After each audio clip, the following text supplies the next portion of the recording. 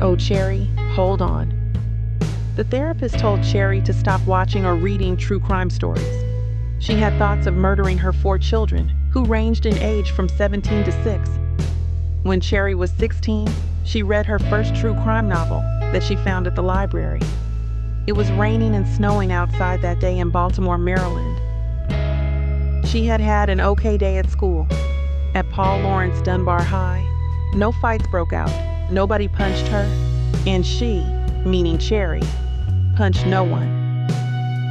Cherry had come to the Enoch Pratt Free Library to do her homework. The house she lived in on Gold and Edding Streets was too damn crowded and noisy. Cherry lived with her parents, 5 siblings, and 2 cousins. Cherry found an empty table to sit at on the 2nd floor in the library.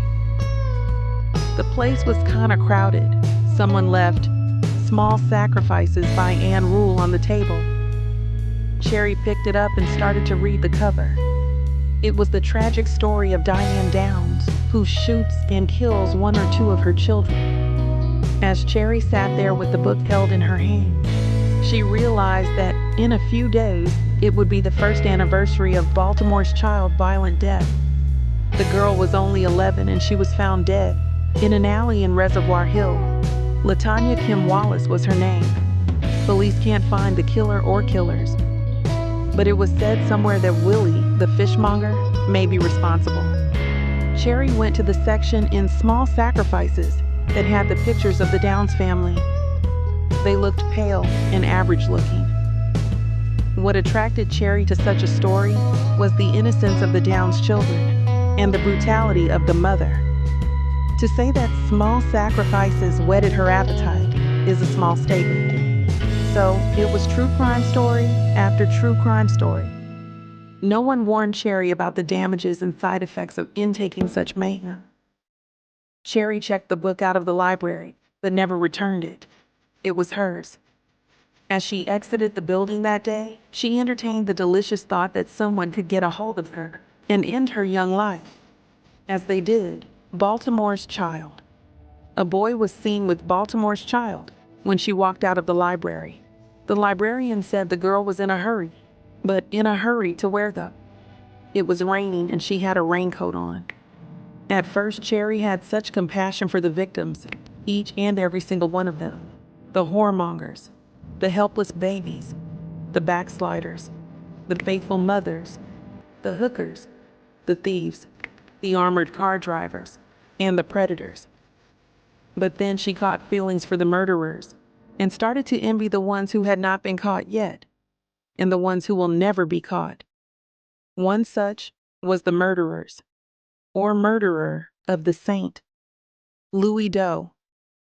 The girl was black and between the ages of 8 to 11. That song from Sesame Street always plays in Cherry's head each time 11 is spoken or written. 1, 2, 3, 4, 5, 6, 7, 8, 9, 10, 11. What a joyous little ditty. The song actually counted to 12, but what the hell? Someone or someone's removed St. Louis Doe's head, left her half naked, and tied up in the basement of an abandoned building that had the Latin word Domi written above the entrance door. Cherry believed in her heart, and way down deep in her soul, the parents of St. Louis Doe did her in. Oh, if the urges to kill her 4 children finally won out, and she took off after doing the deed, the law would still know it was her and only her. 4 dead children and a missing mother still wouldn't cut it. Cherry stands and observes her children as they sit around the dining table doing their homework.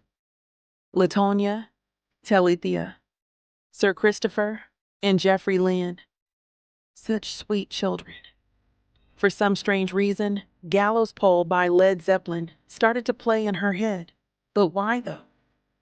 Cherry's children each carry the name of a child victim, either missing or dead. And the Bible says in Luke 2:23, "Every male that openeth the womb shall be called holy to the Lord." Cherry's first child was a girl, and so her womb must be cursed. Cherry knew right away to name her La-Tanya. Then came Talithia Renee, who was named after Talithia Renee Good, who went missing from Baltimore in 1978. Her third child was a son, and he arrived into the world through her cursed womb 2 years later. She named the boy Sir Christopher, after a 2 or 3-year-old boy who went missing after a house fire in California. Then her youngest, Jeffrey Lynn, was named for a teenager who disappeared from Arkansas. At first, Cherry wanted to name her Tammy, after Tammy Ann Jarvis from Louisiana. But Cherry thought giving her daughter a boy's name was cool. As the children who were named because of misfortune, and because of their mother's undying interest and love of true crime, continued to do their homework, Cherry thought maybe she should bake them a strawberry cake. What does the song say now? Strawberry fields forever. Yes, strawberry fields forever. Some song was always playing in Cherry's head, and some victim's name was always running through her head. If she could bear 1,000 children, each one would carry a long forgotten to the world, but not to Cherry victims' names.